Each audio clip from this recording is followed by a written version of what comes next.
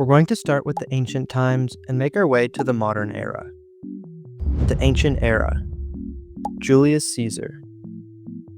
Julius Caesar was actually one of the most respected Roman consuls among the military and working class, but unfortunately for him, politicians did not like him as much. On March 15th, 44 BC, Julius Caesar entered the Roman Senate, having recently been declared dictator for life, which was probably a bad idea considering Rome was a republic at the time. Senators feared that he would destroy the republic and rule as king. On that day, a group of conspirators, known as the Liberators, gathered around him and pretended that they wanted him to sign a petition. But then just moments later, the senators attacked and started to stab him. Now, according to ancient accounts, when he saw Marcus Brutus among the attackers, he stopped resisting and accepted his fate. And this was because Brutus had long been one of Caesar's closest allies, which made the betrayal especially devastating and actually making it one of the most famous betrayals in history. It's also stated that Caesar covered his face with his toga before collapsing. In the end, he suffered 23 stab wounds and died at the foot of a statue of his former rival, Pompey. Rather than saving the Republic as the senators thought it would, the assassination actually triggered years of civil war, ultimately paving the way for the rise of the Roman Empire. The Dark Ages. Caliph Umar ibn al-Khattab.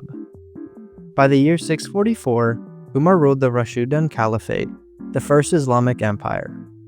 His armies would shock the world by destroying the Persian Empire and taking massive amounts of land.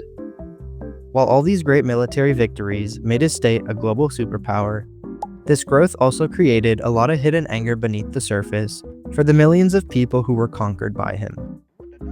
The breaking point came during a morning prayer in the capital city of Medina.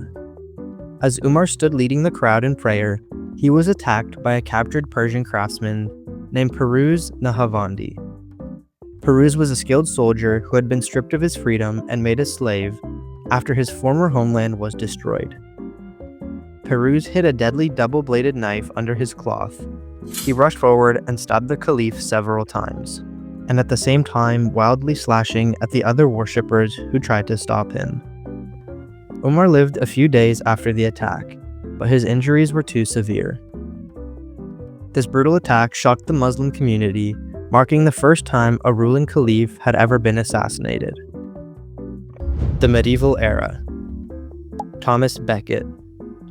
Thomas Becket and King Henry II started out as the closest of friends, which is why the king thought it was a great political move to make Becket the Archbishop of Canterbury. Henry fully expected to have a loyal friend running the church, but this would end up backfiring completely. Once in office, Becket changed and became the king's biggest rival, fiercely fighting to keep the church independent from royal control. Then one day, King Henry snapped in front of his court and famously said, "Will no one rid me of this turbulent priest?" These would be the words that sealed Thomas Becket's fate. On December 29, 1170, 4 knights marched into Canterbury Cathedral and cornered Becket near the altar. Instead of running away to save himself, Becket bravely stood his ground and was brutally sliced to death right inside one of the holiest buildings in Europe.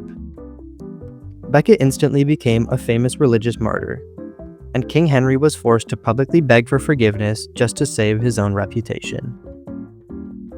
Early modern period. King Henry IV of France. King Henry IV achieved legendary status by successfully ending France's bloody wars of religion, most notably for passing a law that granted unprecedented rights to French Protestants. While his peacemaking efforts brought temporary stability, fierce religious hatred still existed, and Henry had to survive over a dozen failed murder plots during his reign. The fatal breaking point arrived on May 14, 1610.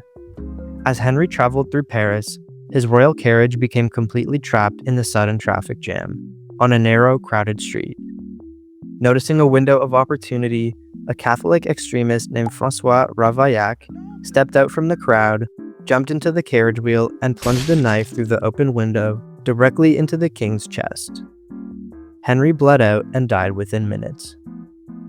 This brutal attack sent shockwaves throughout the country.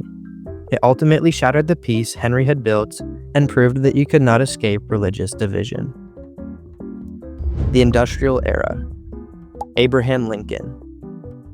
On April 14, 1865, just days after the Confederate surrender effectively ended the American Civil War, President Abraham Lincoln attended a performance at Ford's Theater in Washington, D.C. It was one of the few opportunities he had taken to relax after years of conflict.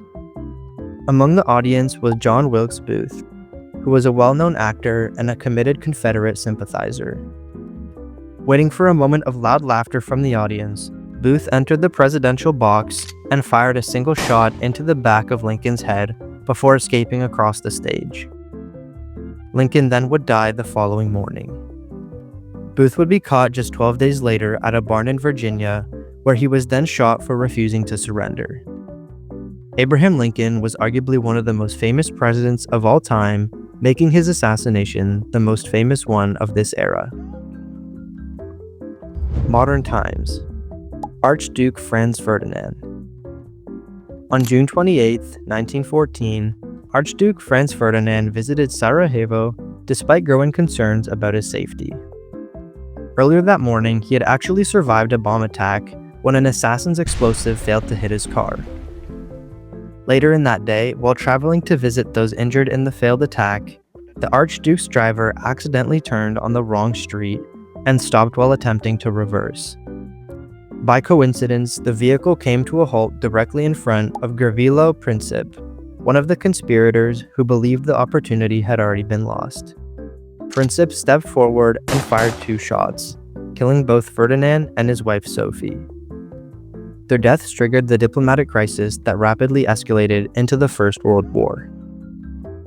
Another famous assassination from the modern era that I feel I have to mention is that of John F. Kennedy. On November 22, 1963, President John F. Kennedy traveled through downtown Dallas in an open-top motorcade. The visit was intended to strengthen political support ahead of the following year's presidential election. As the motorcade passed through Dealey Plaza, gunfire erupted from the nearby Texas Schoolbook Depository. Kennedy was fatally struck by one of these shots and rushed to a local hospital, where he was then pronounced dead later that afternoon. Authorities identified Lee Harvey Oswald as the gunman, though the assassination has remained the subject of intense debate and countless conspiracy theories. Kennedy's death became one of the defining moments of the 20th century, forever changing American politics and culture.